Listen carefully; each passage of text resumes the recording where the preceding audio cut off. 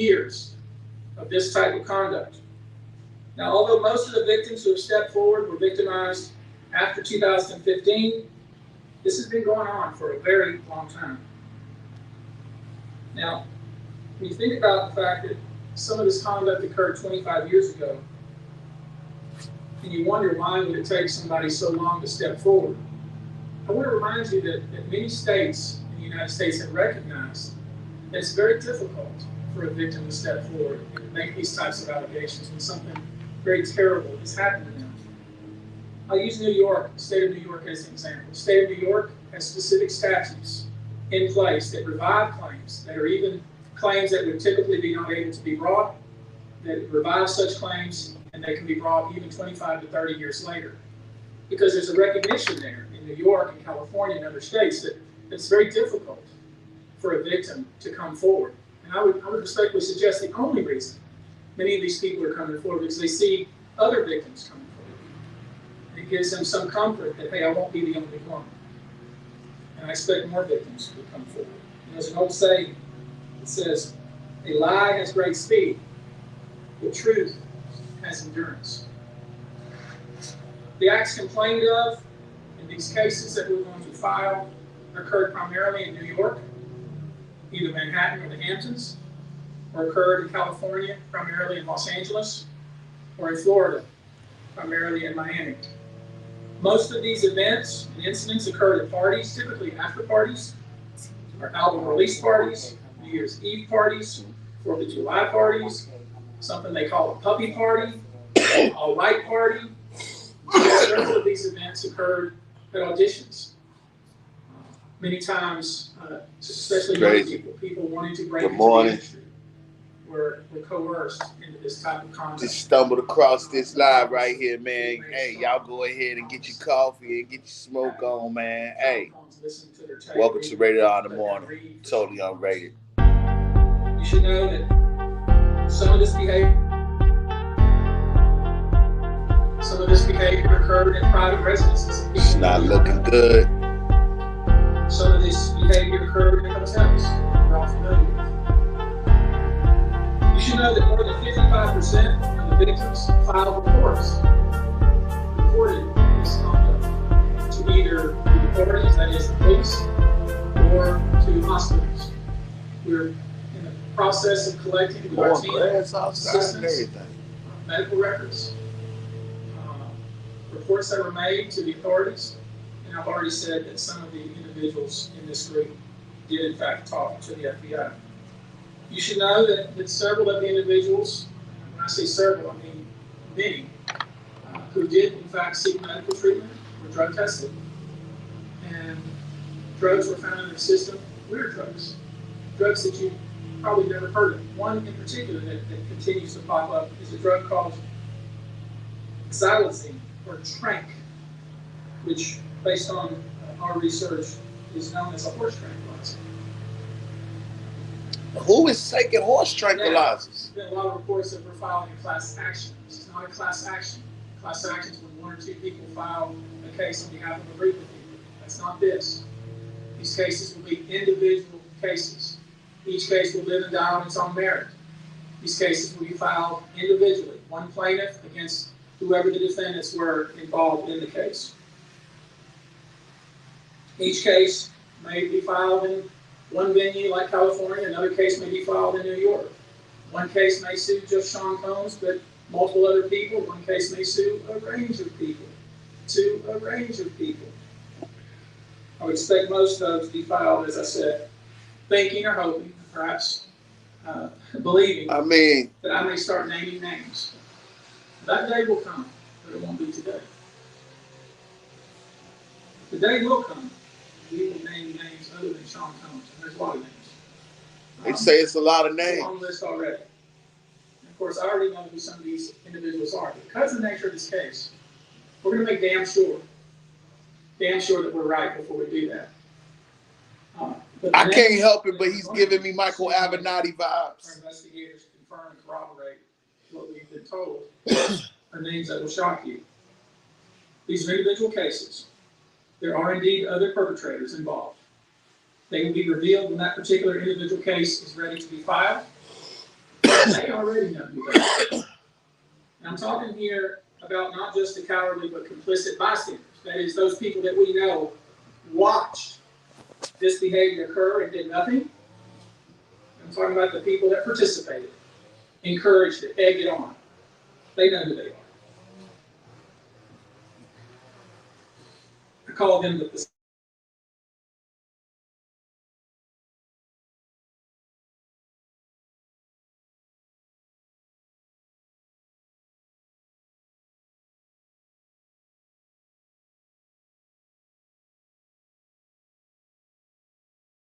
Seriously, this guy's giving me Michael Avenatti vibes, y'all. Companies, hotels, we know that many good morning, man. Were paid cash. We know. Stumbled across this right here. I'm letting you guys hear right now, man. We live on Facebook, YouTube.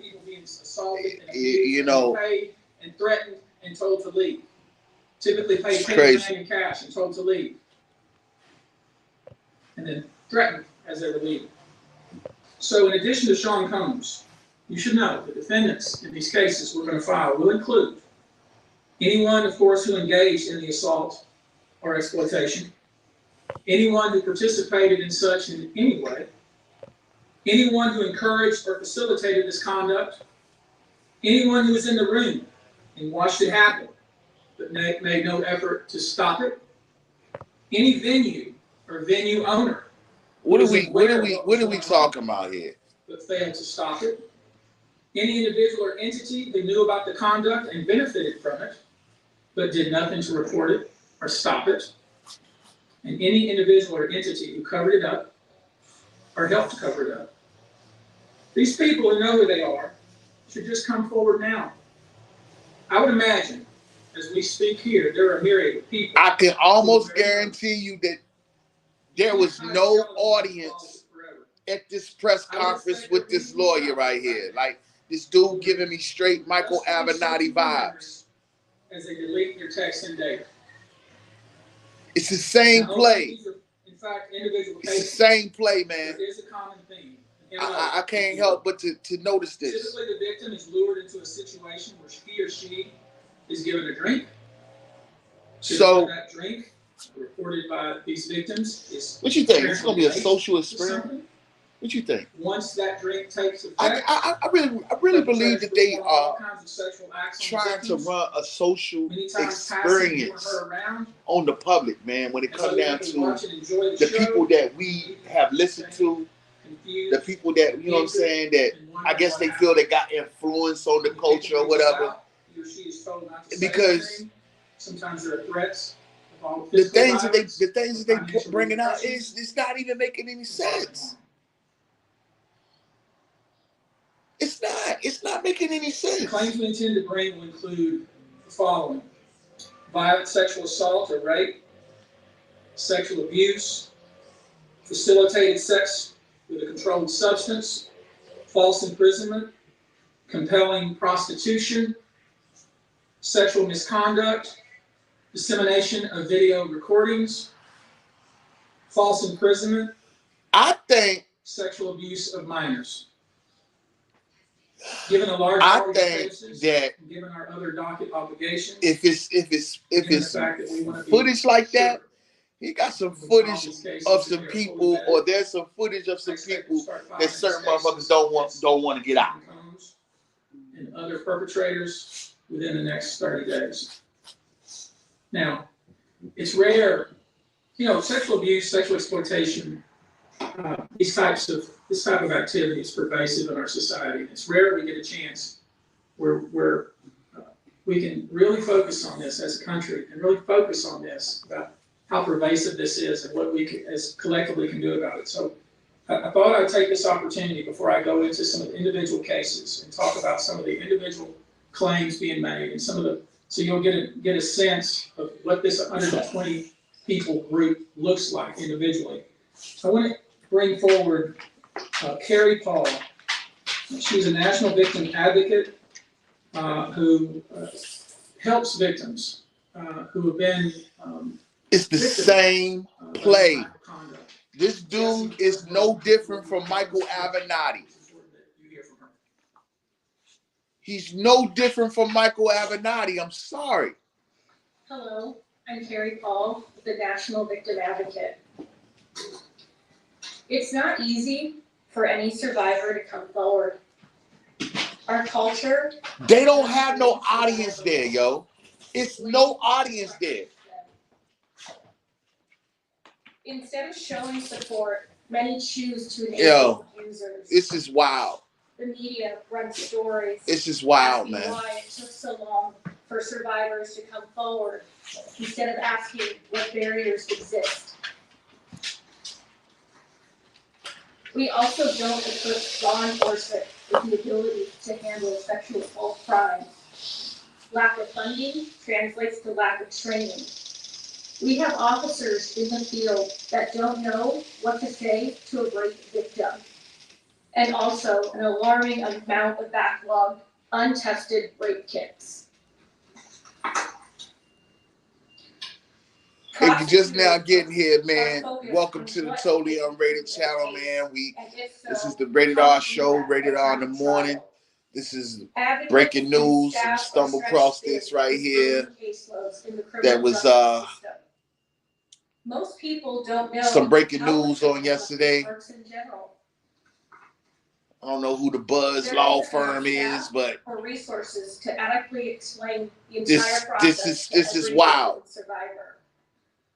Our culture works against victims and survivors. This is what I want to say.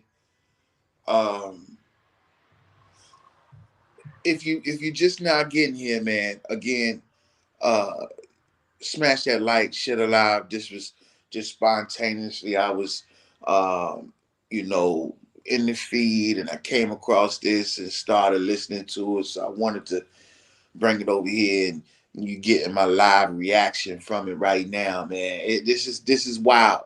I'm gonna come back live, following this live, but not immediately following this live. But I'm gonna come back live, and I'm gonna dive into a little bit of dialogue with what seems to be continuous play. I when I listen to this dude talk, man, I can't help but to think of Michael Avenatti.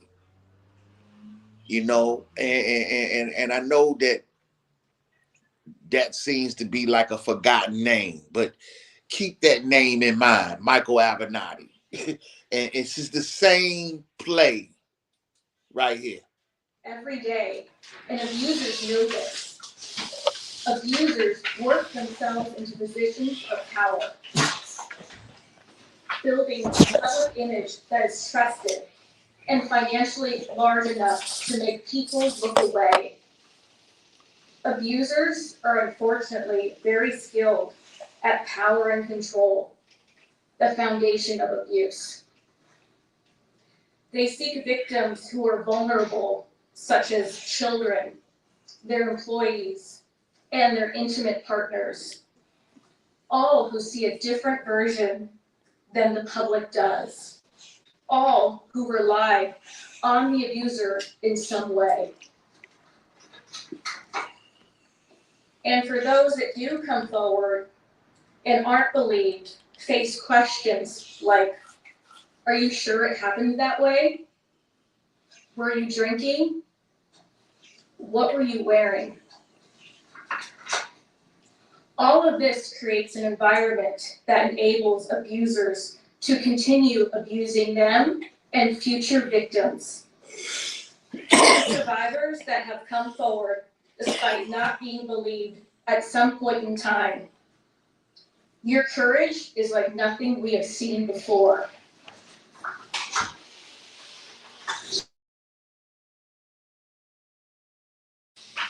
I'm telling you, y'all. I'm gonna finish checking this out, man. And when I finish it, I'm gonna come back live. I just wanted to share a little bit, because I don't really wish to really talk too much about this whole Diddy thing. But I'm telling you, it seems like similar plays that they running out here on the public. to get your mind triggered and everything like that. Don't worry, we'll be back on the Totally Unrated channel here in a little while, man. Hey, till then, get yourself together, man. Get on up, brush your teeth, wash your face, fix you some coffee, roll you up something. It's rated R, baby.